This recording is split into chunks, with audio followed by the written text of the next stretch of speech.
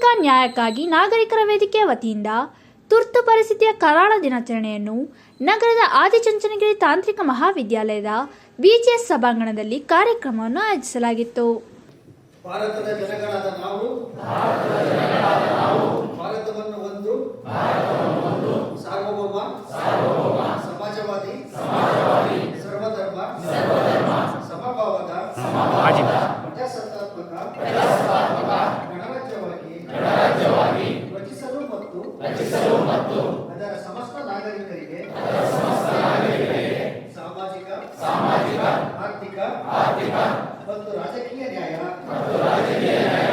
ಗಣ್ಯರು ಭಾರತಾಂಬೆಯ ಭಾವಚಿತ್ರಕ್ಕೆ ಪುಷ್ಪನಮನ ಸಲ್ಲಿಸುವುದರ ಮೂಲಕ ಕಾರ್ಯಕ್ರಮಕ್ಕೆ ಚಾಲನೆ ನೀಡಿದರು.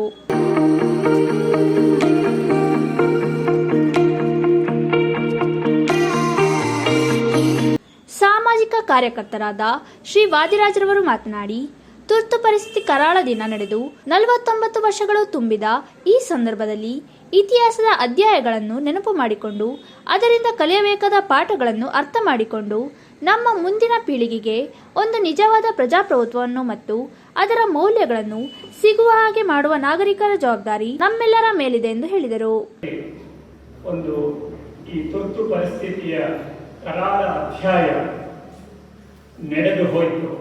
ಅದಕ್ಕೆ ಒಂದು 49 ವರ್ಷಗಳು ತುಂಬಿದಂತಹ ಈ ಸಂದರ್ಭದಲ್ಲಿ ಇತಿಹಾಸದ ಆ ಅಧ್ಯಾಯಗಳನ್ನು ಮತ್ತೊಮ್ಮೆ ನಾವೆಲ್ಲರೂ ಕೂಡ ಮೆಲುಕು ಹಾಕಿ ಅದರಿಂದ ಕಲಿಬೇಕಾದ ಪಾಠಗಳನ್ನು ಅರ್ಥ ಮಾಡಿಕೊಂಡು ನಮ್ಮ ಮುಂದಿನ ಪೀಳಿಗೆಗೆ ಒಂದು ನಿಜವಾದ ಪ್ರಜಾಪ್ರಭುತ್ವವನ್ನು, ಅದರ ಮೌಲ್ಯಗಳನ್ನು ನಮ್ಮ ಮುಂದಿನ ಪೀಳಿಗೆಗೂ ಕೂಡ ಅದು ಯಥಾವತ್ತಾಗಿ ಸಿಗುವ ಹಾಗೆ ಮಾಡಬೇಕಾದಂತಹ ಒಂದು ನಾಗರಿಕ ಜವಾಬ್ದಾರಿ ಸಹಜವಾಗಿ ನಮ್ಮೆಲ್ಲರ ಮೇಲಿದೆ.